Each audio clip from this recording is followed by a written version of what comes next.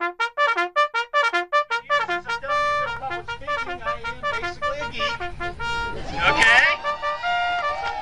I'm the guy you lock in the server room. This is something that you are really going to find humorous. I know I do. On Facebook, or just about any of the public forums, someone will post something about throwing the bums out. They say we need to elect working people. That's something akin to, like me, and post the link to the website. The conversation goes dead still.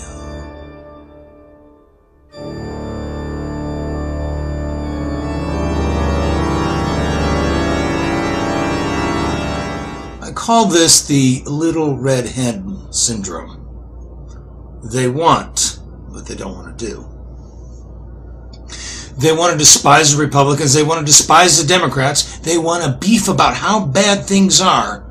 But when you show them a sparkling of something different, they run and hide.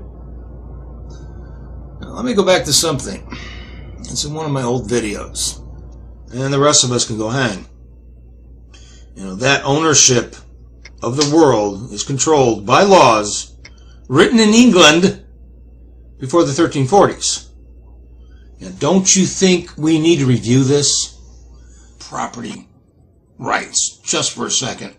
And we'll, configure this in such a way that is understood by even the simplest. I told you that you don't own property. You rent it. And you rent it from the bank. Now, in that video, I had one person who calls himself an Earth Angel. Go look that one up. Out of the UK. Not sure where.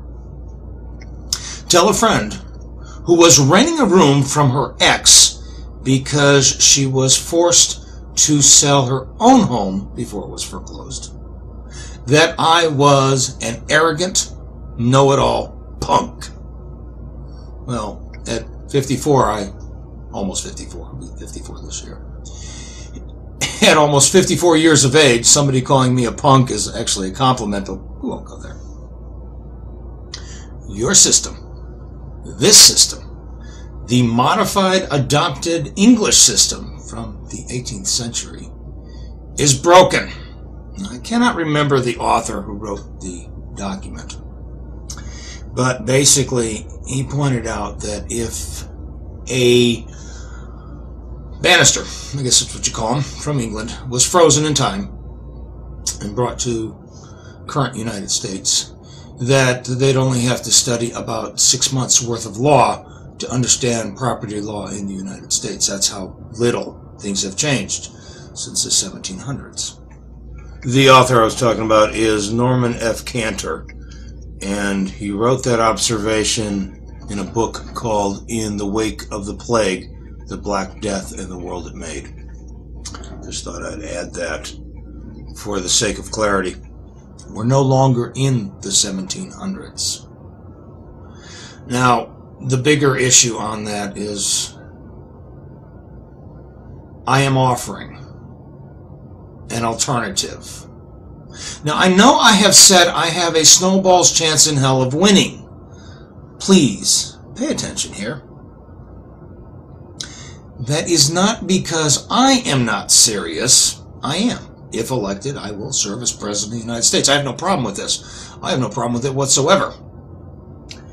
But it is because you are not serious. You don't want change. That's called being change resistive. And guess what? Everything changes.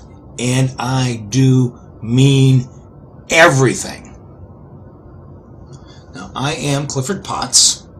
I am running for President of the United States on a write-in ticket with Kimberly Guerin as Vice President.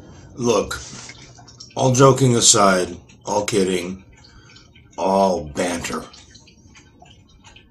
The bottom line, as I've said before, and I will probably say at least another 100 times before the campaign is over, If you like Obama, vote for Obama. If you like the Republican to be named at a later date, then vote for him or her. If you're in favor of whoever's running on the socialist ticket, vote for him or her. If you want to go green, go green. You want to go red, go red. Whatever.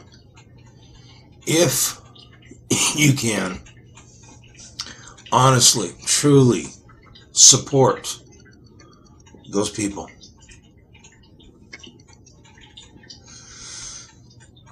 by all means do so.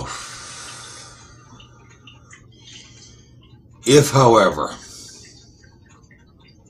they all, in your opinion, suck, then vote for Clifford Pots and Kimberly Guerin. If you want change. If you want to do more than beef about how bad things are, then vote for me. Thank you very much for your time. May your God go with you. I'll talk to you later. Bye-bye for now. I say we change those rules, if they're rules at all. I say we start anew.